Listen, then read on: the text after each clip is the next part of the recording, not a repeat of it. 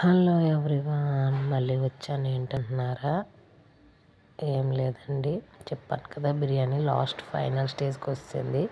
ఆ rice chicken మొత్తం కలిపి కొంచెం ఫ్రై చేయాలి. ఆ ఫ్రై చేసిన దాంట్లో మనం 3/4 కేజీ రైస్ తీసుకున్నాం కదా,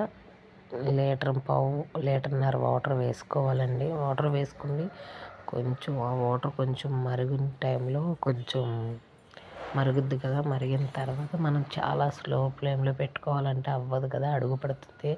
అందుకోసం అయితే నేనేం చేశానంటే, చూడండి, కొంచెం వీడియోలో చూపించిన విధంగా అయిన తర్వాత కొంచెం మరిగిన తర్వాత ఇలా తీసి అట్టల రేకు ఉంటుంది కదా కింద, వేస్ట్ చపాతీ లేకాల్చి అట్టల రేకు అది పెట్టి దాని మీద ఇది పెట్టేశానండి.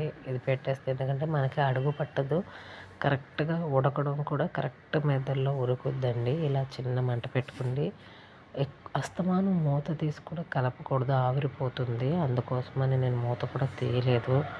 ఒక 15 మినిట్స్ అబోనే, దగ్గర దగ్గర 1 అవర్కి అది చిన్న మంట పెట్టేసి అలా వదిలేసాను. ఫైనలీ ఎలా వచ్చిందంటే అవుట్పుట్ ఇలా వచ్చింది. టేస్ట్ అయితే నిజంగానండి చాలా బాగా వచ్చింది. రైస్ కూడా చూడండి విడిపోకుండా ఎంత విడివిడిగా ఉంది.